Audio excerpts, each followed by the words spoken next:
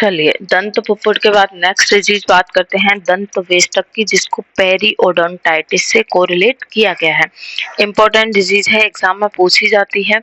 दंत वेष्टक और उपकुश दोनों का ही मॉडर्न कोरिलेशन पेरियोडोंटाइटिस है। तो चलिए बात करते हैं दंत वेष्टक। सबसे पहले तो आपको दोष याद रखना है। रक्तज है ये विकार। क्या होता है दंत वेष्टक में? श्रवंती पूय रुद्रम चला दंता भवंती च दंत वेष्ट स विज्ञेयो दुष्ट शोणित संभव। यानी कि जिस व्यक्ति के मसूड़ों से कैसा रक्त बह रहा है, रक्त तो कहीं से निकला है लेकिन अभी पूय यहीं से आई है, ठीक है। तो मसूड़ों से पूय युक्त रक्त बहता है, दांत जिसके हिलते हो उसे रक्त जन्य दंत वेष्ट कहते हैं, ठीक है, रक्त के कारण होने वाला। तो जिस व्यक्ति के मसूड़े से पूय और रक्त बह रहा है, दांत हिल रहे हैं, उससे कहते हैं हम रक्तजन्य दंतवेष्ट रोग। चिकित्सा क्या करवाएंगे इसमें? रक्त मोक्षण करवाना है, ठीक है। रक्त मोक्षण के बाद क्या करवाना है? जो भी वहां पे खून निकल रहा है तो व्रण तो बना ही होगा, तो उस व्रण का प्रतिसारण हम करवाएंगे मुलेठी के चूर्ण में शहद मिला के। देखो आपको ज्यादा याद नहीं हो पा रहा है तो आपको मधु यष्टि और शहद ही याद रखना है, इससे हम प्रतिसारण करवाएंगे।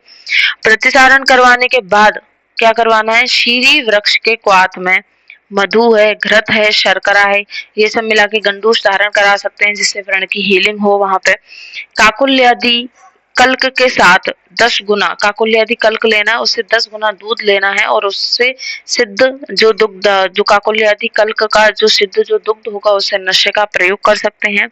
करादी चूर्ण है, जीरकादि चूर्ण है, दशमूल तेल है और घृत है, इनका हमें यहाँ पे यूज करना है। क्लियर?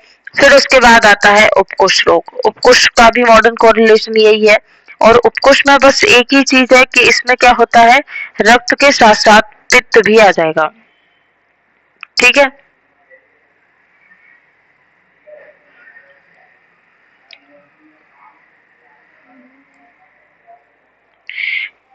पित्त और रक्त के कारण ये डिजीज होती है।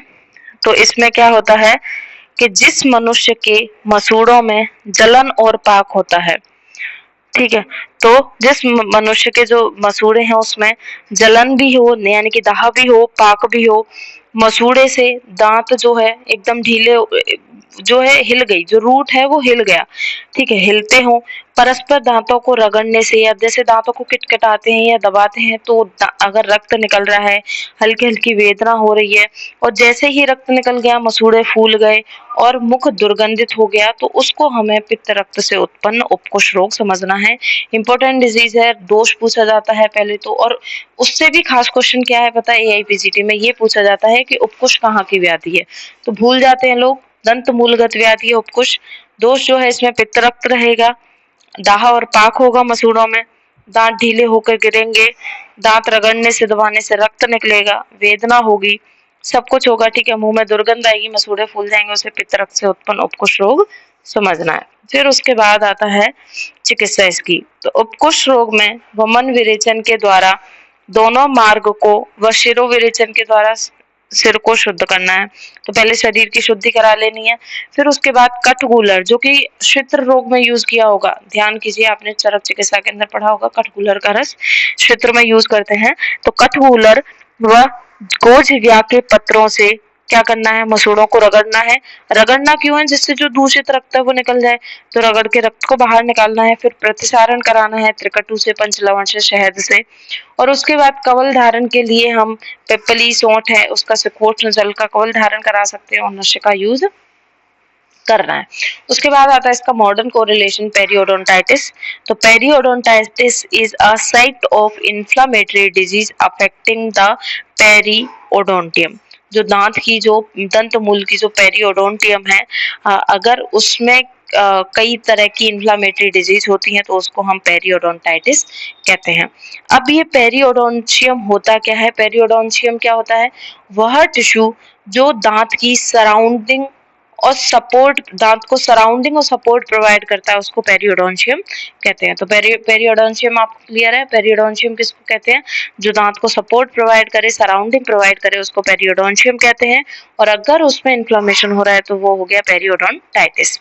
इसमें टीथ के चारों ओर प्रेजेंट एल्वियोलर बोन का, दांत में एल्वियोलर हमने पढ़ा था, पल्प कैविटी, तो एल्वियोलर जो बोन है उसका धीरे धीरे प्रोग्रेसिव क्या होगा, लॉस हो जाता है, तथा it affect the membrane surrounding the root of the teeth, and जिसके कारण दांत की लूजनिंग हो जाएगी, लूजनिंग ऑफ टीथ, पस का फॉर्मेशन होगा और गम्स की श्रिंकिंग हो जाएगी। तो ये काम होता है। अगर मान लीजिए जो पेरियोडोंशियम है अगर उसका इन्फ्लेमेशन हुआ तो एल्वियोलर बोन का लॉस होने लगेगा, सराउंडिंग की जो दांतों की जो मेम्ब्रेन है उसका लॉस होने लगेगा, जिसकी वजह से दांत लूज होने लगेंगे, पस आने लगेगी और गम्स की श्रिंकिंग हो जाएगी। नाउअडेज पेरियोडोंटाइटिस को हम पायरिया भी कहते हैं, inflammation of structure surrounding the teeth, यानी कि टीथ के सराउंडिंग के स्ट्रक्चर का जो इन्फ्लेमेशन अगर होता है तो उसको पेरियोडोंटाइटिस या पायरिया भी कहते हैं। एटियोलॉजी की बात करें तो the primary cause is poor oral hygiene, अगर ओरल हाइजीन मेंटेन नहीं किया जिसकी वजह से क्या होता है, जो गम्स की जो लाइन है उस पर बैक्टीरियल मैट्रिक्स व माइकोटिक एक्यूमुलेशन होता है, जिसे डेंटल प्लाक कहते हैं। जो हमने अभी पढ़ा था ना प्लाक, मैंने आपको बताया था, तो वो वही सेम चीज है कि खाना खा लिया, हाइजीन मेंटेन नहीं की, दांत की खाना फंस गया, वहां पे बैक्टीरिया आएंगे, उसका एक्यूमुलेशन होने लगेगा और प्लाक का फॉर्मेशन हो जाएगा। या पुअर न्यूट्रिशन हो, ठीक है, या पेशेंट को डायबिटीज हो, जिसे विटामिन की कमी से भी मसूड़े फूल जाते हैं, ठीक है, पुअर न्यूट्रिशन हो और डायबिटीज हो पेशेंट को, कुछ पीपल में जिंजिवाइटिस जो होता है वो पेरियोडोंटाइटिस में प्रोग्रेस कर जाता है। मैंने आपको जिंजिवाइटिस पढ़ा है तब भी बताया कि उसकी नेक्स्ट स्टेज ही क्या है, पेरियोडोंटाइटिस, ठीक है। ब्रश कर रहे हैं तो इस तरीके से कर रहे हैं, ट्रॉमा लग गया। विटामिन का भी बोला है, जैसे विटामिन बी है, सी है, कैल्शियम की डेफिशिएंसी से हो सकता है। केमिकल इरिटेंट की वजह से, जैसे कोई ऐसा माउथ वॉश यूज कर लिया जिससे इन्फ्लेमेशन शुरू हो गया, या calculus is hard deposit formed by mineralisation of plaque, plaque का मिनरलाइजेशन हो रहा है उसकी वजह से वहां पे कैल्कस फॉर्मेशन हो गया, तो किसी भी कारण की वजह से पेरियोडोंटाइटिस हो सकता है। सिम्टम की बात करें तो रेडनेस और ब्लीडिंग ऑफ गम्स, दांतों पे रेडनेस आने लगेगी, ब्लीडिंग होगी गम से ब्रश करते टाइम, ठीक है। Spitting out blood after brushing teeth, जैसे ही ब्रश करेगा थूकेगा तो ब्लड बाहर आएगा उसमें। हेलिटोसिस और बैड ब्रेथ, मुंह से स्मेल आएगी, उसको हेलिटोसिस कहते हैं या बैड ब्रेथ कह सकते हैं। Deep pocket between teeth and gums, दांत और गम्स के बीच एक खोखला स्पेस हो जाएगा जिसको हम डीप पॉकेट कह सकते हैं।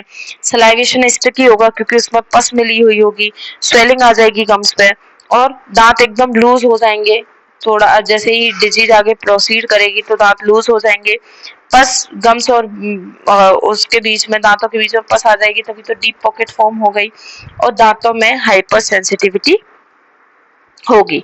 साइन की बात करें तो ब्लीडिंग ऑन प्रेशर, जैसे ही दांतों पर प्रेशर डाला तो ब्लीडिंग होगी।